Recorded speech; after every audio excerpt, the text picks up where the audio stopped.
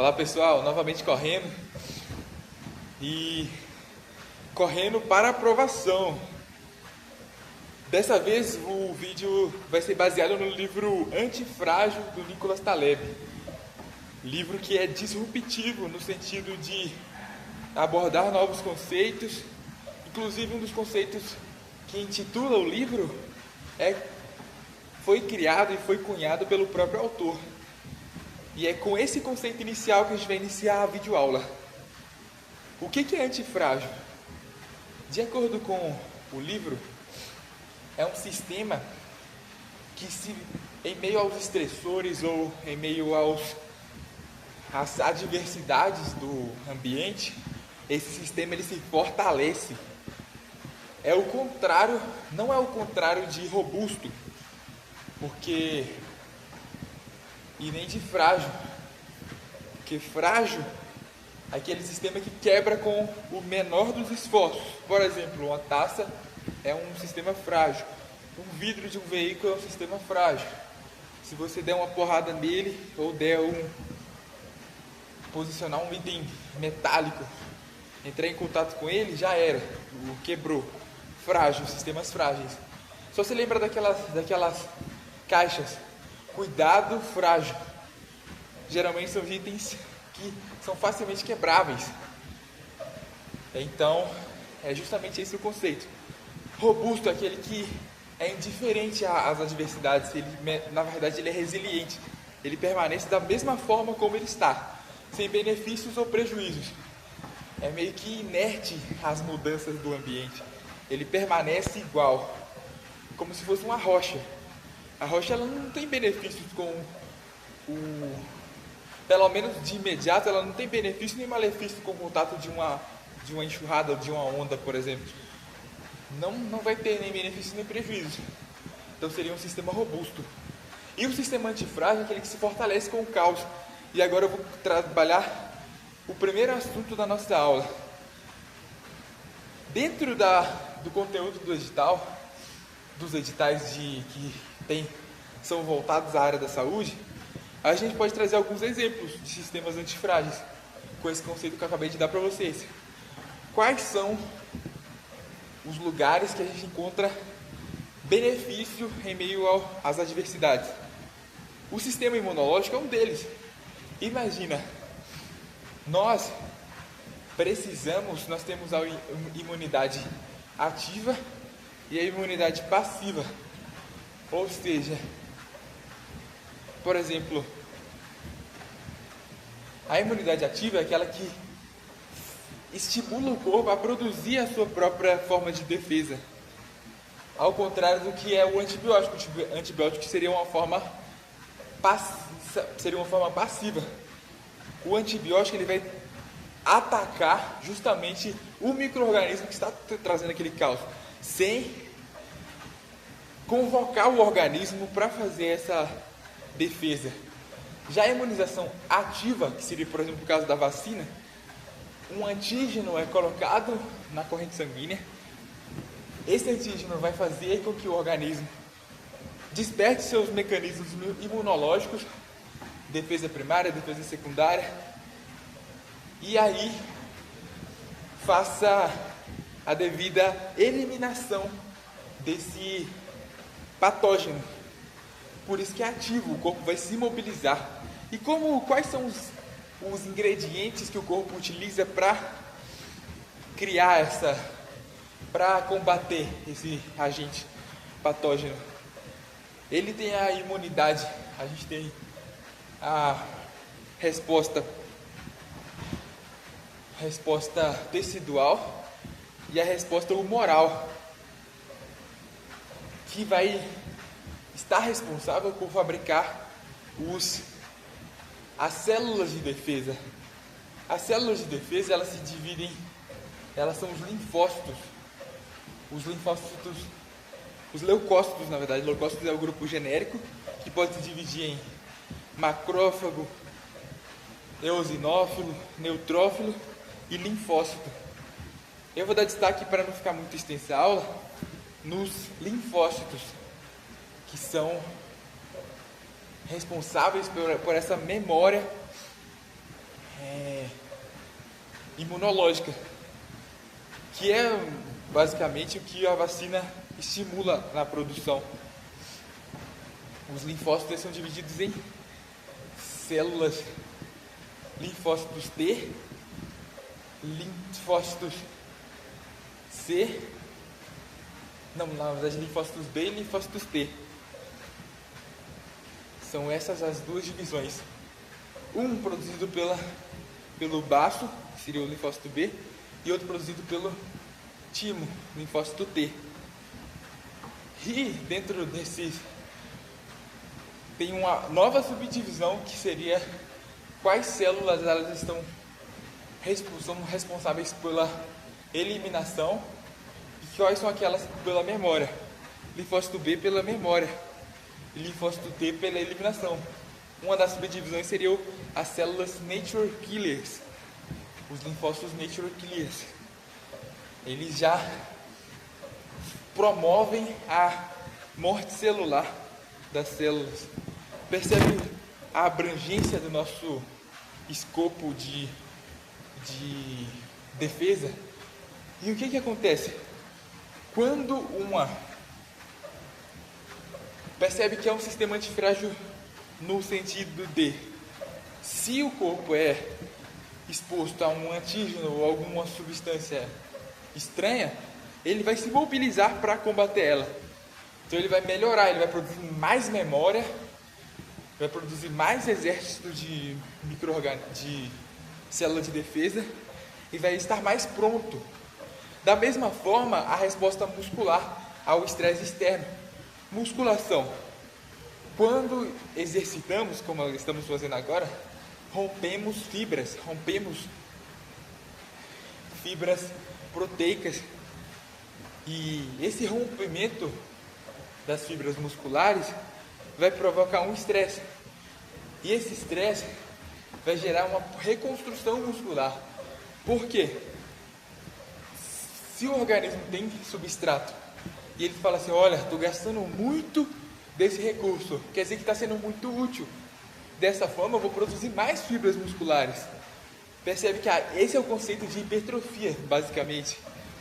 Você expõe ao estresse e o organismo se recupera de forma ele fica mais bem preparado para o próximo impacto. Por isso que tem essa gradação dos pesos, por exemplo, na academia, você tem uma progressão de carga, porque o seu músculo vai ficando mais preparado à medida que você vai expondo ele a estressores. Percebe que é um sistema antifrágil também. São esses dois exemplos que eu quero trabalhar com vocês, para deixar bem clara essa ideia de antifragilidade. Que nós temos outros conceitos que o livro apresenta que são muito importantes. Por exemplo, o conceito de cama de Procústo. Às vezes, a influência externa demais, o autor até aponta sobre isso. Às vezes, se você quiser controlar demais um sistema, sabendo exatamente como será os próximos passos, você pode cair numa armadilha. A cama de Procústo é uma metáfora na mitologia. Dizem os contos mitológicos que Procústo era um camarada que pegava as suas vítimas e ele tinha uma cama lá. Se as vítimas eram maiores que aquela cama, ele cortava elas. Se as vítimas eram menores que aquela cama, ele esticava elas até dar conta daquela cama. Percebe que em teoria seria um sistema eficiente. Todas as vítimas que ele está trazendo, ele está conseguindo cumprir o objetivo de encaixar exatamente nas dimensões da cama.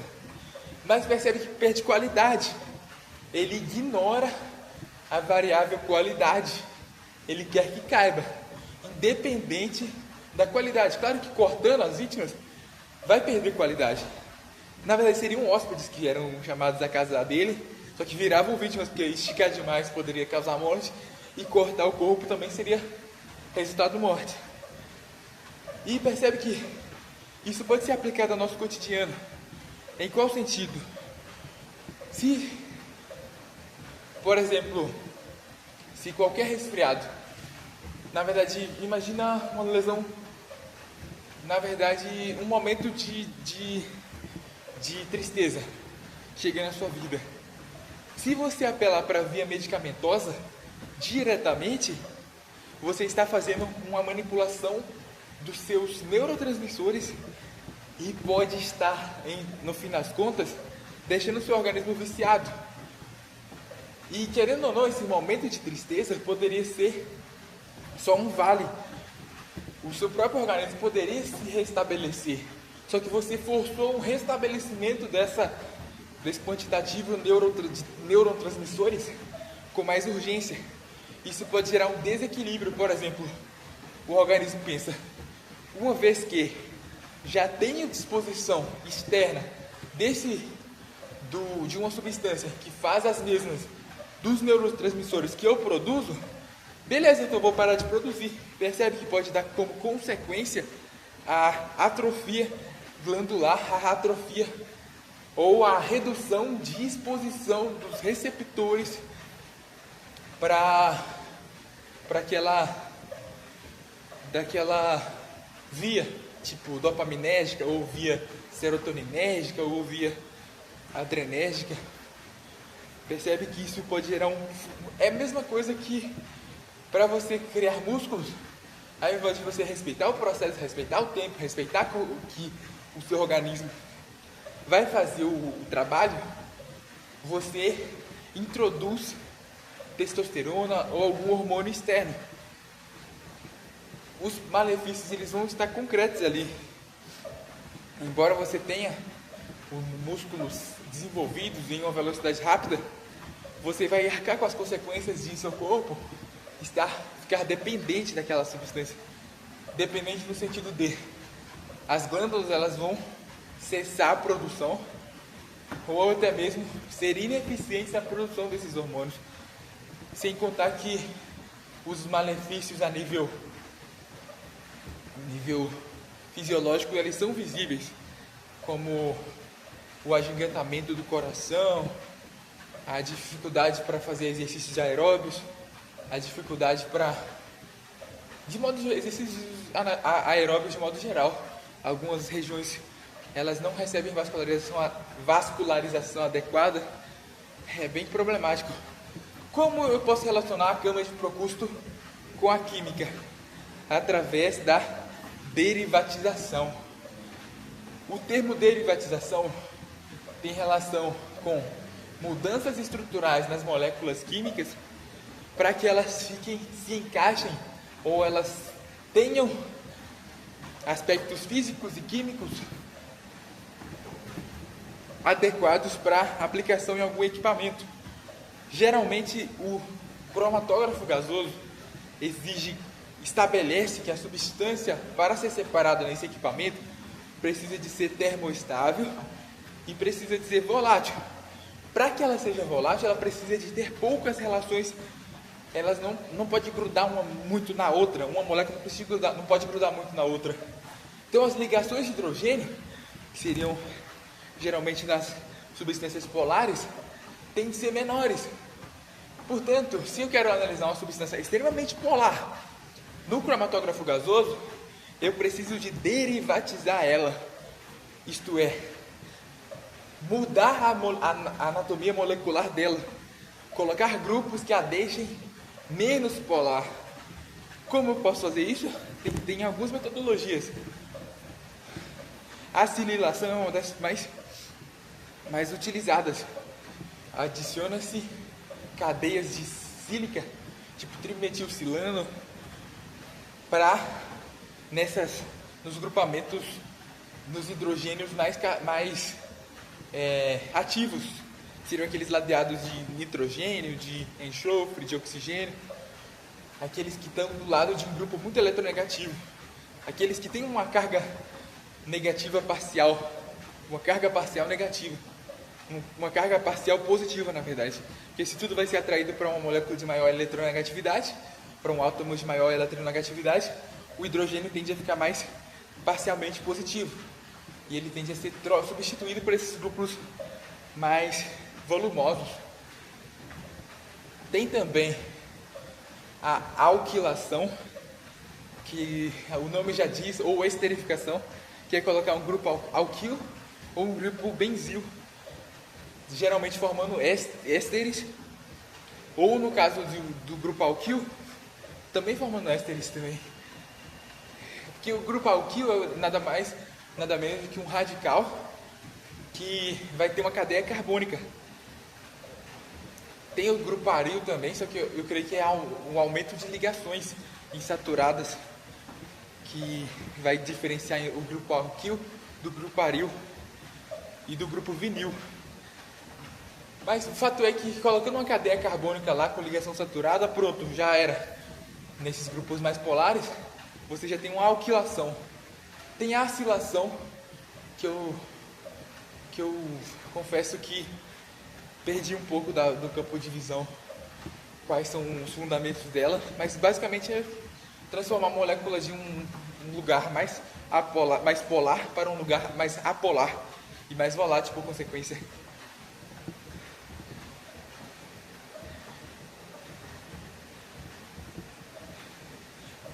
Tem também uma forma de deixar a molécula mais suscetível à reação com fluorescência.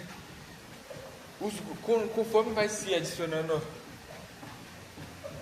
grupos fluorófilos, que tem a capacidade de gerar fluorescência, você pode deixar a molécula mais propensa para ser analisada por meio de um espectrofotômetro, por exemplo. Então também tem essa via.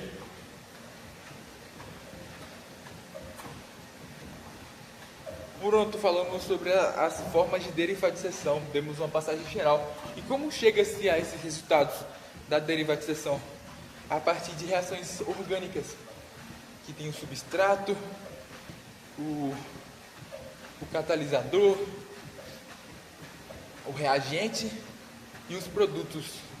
E o mecanismo da reação também. Só que isso é assunto de outro vídeo, porque é bem complexo. Você precisa na verdade, dá para esmiuçar, mas vai levar tempo. Por exemplo, primeiro tem que ver como é que o reagente é separado, como é que o catalisador, como ele vai atuar, se é algo nucleofílico, se é algo eletrofílico. Aí tem que avaliar mais parâmetros. E percebe que se a molécula tem que se adequar para encaixar no aparelho, pode ter perda por exemplo, na forma de quantificar a molécula. Porque como se trata de uma reação orgânica, pode ser que tenha um rendimento envolvido ali. Então você tem uma série de erros que pode acontecer. Portanto, da mesma forma como o Procúspio tentava encaixar suas vítimas em uma cama, da mesma forma a molécula tentando com essas adaptações pode gerar prejuízo, perder qualidade na análise química. Agora, próximo tópico. Dentro do livro, o outro conceito que ele toca, que ele menciona e ele, de certa forma, cria, é o conceito do evento cisne negro, que são eventos raros, mas que podem ser muito positivos ou podem ser muito negativos. Por exemplo, cisne negro positivo. Ganhar na loteria seria um cisne negro positivo. Você tem uma chance baixíssima, mas esse evento não é impossível. A estatística ela trabalha muito com as médias. E as médias podem ser ruins, principalmente quando se fala em investimento. Às vezes você perde a oportunidade de investir em algo que pode trazer benefícios muito bons, justamente pela ignorância desses eventos extremos, esses outliers. Então, esse seria o conceito de cisne negro. Temos metodologias para fazer uma análise estatística com previsibilidade? Sim. Por exemplo, o método de Monte Carlo é um método que trabalha com a aleatoriedade. Algumas variáveis elas têm uma quantidade de você consegue estudar elas melhor fazendo cenários teóricos. É isso que o método de Monte Carlo propõe. Exposição, criação de um intervalo de variáveis aleatórias e previsão da frequência que elas podem ocorrer. Eu consigo prever qual que seria a média, qual que seria o resultado mais presente, mais possível, que tenha a maior probabilidade de acontecer, que se concretize. É basicamente isso, estudo de variáveis aleatórias. E isso tudo pode ser compilado numa curva normal. A curva normal, ela tem nada mais nada menos do que a explicitação de no eixo X coloca-se as variáveis possíveis, as amostras possíveis, os valores que essa variável pode assumir em ordem crescente, e no eixo Y vê-se as frequências delas, a densidade de cada uma delas, sendo que a média seria o topo, o valor mais encontrado, o valor esperado mais presente nas especulações futuras, e os demais valores, eles têm sua densidade. E aí, com base nessa distribuição normal, você consegue fazer testes de hipóteses. E isso é o fundamento. Ao invés de afirmar que o valor eu quero prever há quanto tempo eu preciso de esperar para pegar um ônibus. Aí você tem uma série de dados históricos de quantidade de tempo que você demora para pegar aquele ônibus. E aí você tem uma média. E aí, imagina que a média é 5 segundos. Não, 5 minutos a média. 5 minutos. Você tem um desvio padrão com base naquelas variáveis. Basta subtrair a variável em si, amostrada, menos a média, que você obtém o desvio. Aí você faz a média desses desvios e tem o desvio padrão. Dentro do desvio padrão, aí você consegue estabelecer, plotar a curva normal padrão e fazer os testes de hipóteses com base num nível de significância. Será que essa hipótese ela pode ser aceita ou não? Por exemplo, a chance de esperar mais de 8 minutos para pegar um ônibus. Aí você define como hipótese nula igual ou inferior a 8 segundos, e como hipótese 1 a possibilidade que você está em mente, que é tempo de espera superior a 8 segundos, e ver se você consegue falsear ou não. Aí você precisa de primeiro normalizar essa curva padrão que você criou, usando a fórmula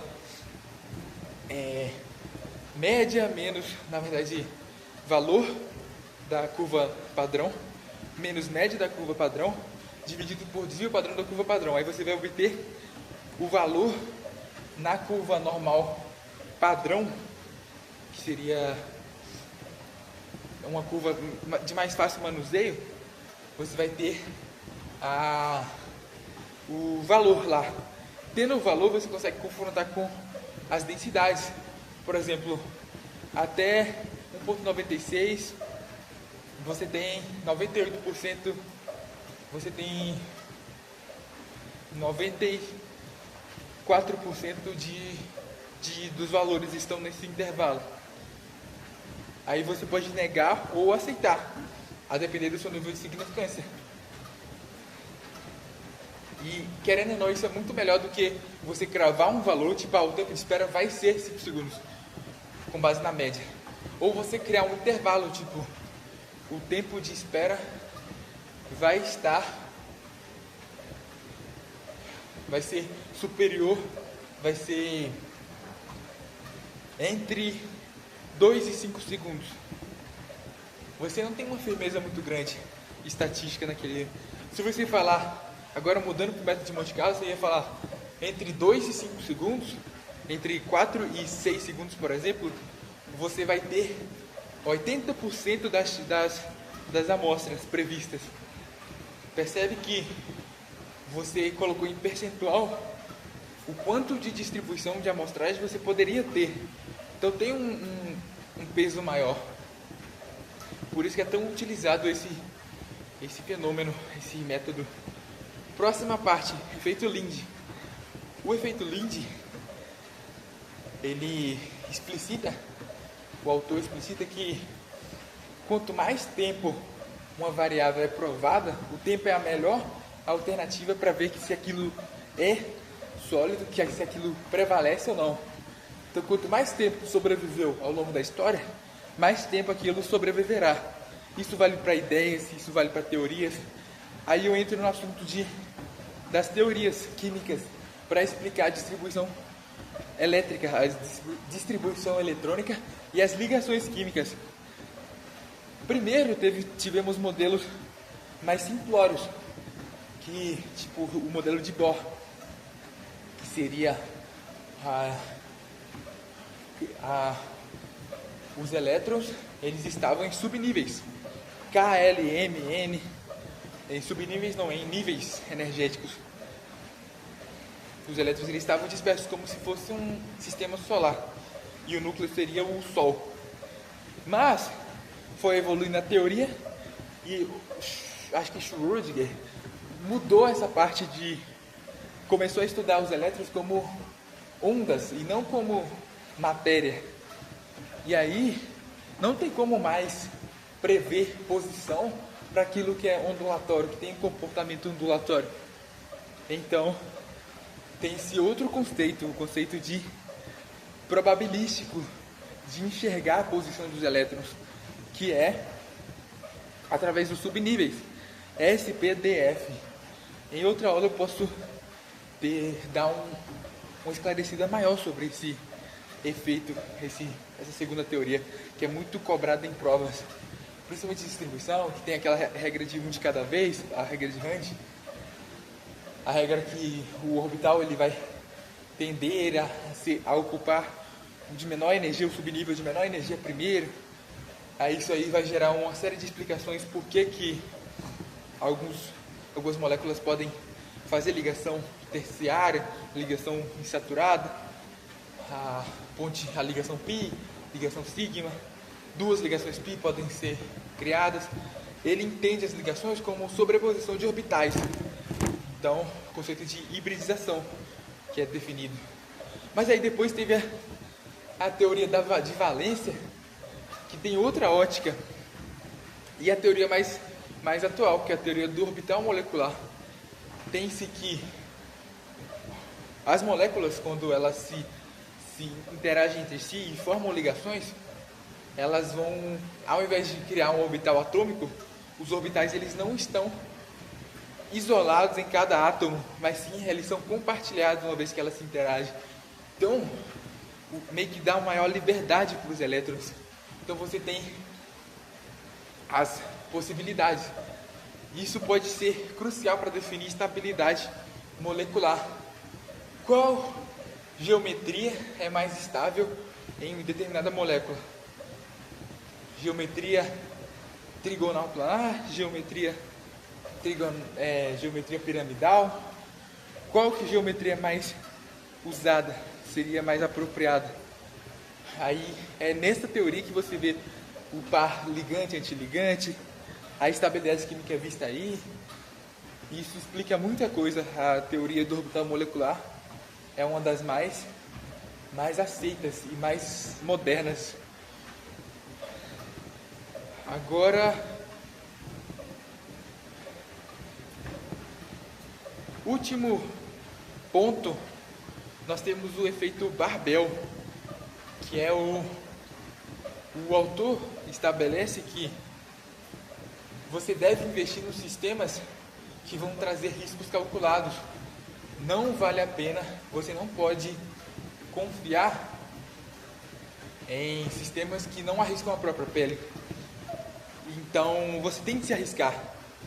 Se você tem que se arriscar, que esses riscos sejam calculados. O que eu quero dizer é que, por exemplo, quanto de prejuízo eu posso levar com isso? Essa quantidade de prejuízo supera os ganhos que eu posso obter, sendo que eu posso ter um efeito cisne negro, um evento cisne negro positivo? Será que compensa? por exemplo, se expor a apresentações com uma frequência maior, você não vai morrer por apresentar, por falar em público. Então, os danos que aquilo pode gerar não são tão grandes assim, são controláveis, são riscos controláveis. E o ganho que você pode ter, que seria melhorar a sua comunicação, ter maior traquejo social, são muito maiores do que os prejuízos que você pode desenvolver, que você pode ter. Esse seria um sistema convexo, aquele que tem nos extremos pontos positivos e a média dos danos é bem baixa. E o sistema côncavo seria o contrário, aquele sistema, tipo, sistemas muito grandes, sistemas governamentais. Seria meio que o problema do Peru, que ele descreve no livro. Quando acontece uma cagada ou um problema, os danos são extraordinários. Por exemplo, uma empresa gigante, uma multinacional. Na verdade, ele utiliza o exemplo do avião. O avião, se ele é controlado por máquina, e se toda a frota de aviões é controlada por máquina, imagine que tem um servidor central que controle tudo. Se esse servidor central dá alguma falha, todos os aviões cairão. Percebe que seria algo brutal as consequências daquilo. E aí ele usa como exemplo o que é mais doloroso. Ser atingido, o que pode te matar? Ser atingido por uma pedra de 1 tonelada ou ser atingido por 1 milhão de pedrinhas de 1 grama? Percebe que 1 milhão de pedrinhas de 1 grama é muito mais, mesmo que seja o mesmo peso total, uma vez que é diluído no tempo, você tem menos malefício com aquilo. Da mesma forma como quando distribui-se as responsabilidades, distribui-se o poder, você tem menos chances de ter evento cisne negro negativo. Tipo, você está tão confiante que o seu salário vai estar na sua conta no mês seguinte, tipo, você está num trabalho que não te dá muito risco, que não tem muito risco. Se no mês seguinte você for demitido, é um evento cisne negro negativo. E esse evento pode quebrar as suas pernas de tal forma que você não vai saber como desenrolar, você vai ter prejuízos muito maiores. Ou seja, é meio que uma puxada de tapete súbita, abrupta. Vamos associar agora com a química. Nós temos sistemas para analisar substâncias químicas entorpecentes, mas temos sistemas já aprovados pelo tempo. Mas existe uma ascendência, a aparição de modificações químicas dessas mesmas substâncias entorpecentes que estão desafiando a química analítica. Como é que analisa-se as novas substâncias psicoativas, como anfetamínicos sintéticos, catinonas, canabinoides sintéticos? Como analisa isso tudo? Percebe que é um estressor e se acontecer o investimento em reagentes para tentar descobrir um método colorimétrico para analisar essas substâncias, você vai ter danos e riscos controláveis. Você vai ter prejuízo? Sim. Mas o ganho que você vai obter com a descoberta de um princípio, ou um teste colorimétrico, ou um imunoensaio, que é capaz de aumentar esse espectro, vai ser muito maior. Ao invés de você desembolsar grana com equipamentos muito caros, você pode ter reagentes colorimétricos que têm uma sensibilidade menor, sim, mas que podem ser mais difundidos. E então investir nessa pesquisa seria um efeito sim convexo, seria uma forma positiva, seria ao longo do tempo diluir os gastos para aí sim ter resultados proveitosos no futuro. É isso, pessoal, são esses os tópicos que eu quero abordar com vocês. Antifrágil, de Nicolas Taleb, muito bom livro, espero que vocês leiam. Claro que foi só uma palhinha da quantidade de conhecimento que esse livro tem nas suas páginas, então recomendo demais a leitura. Não fiquem adstritos a esta aula, busquem esse livro também.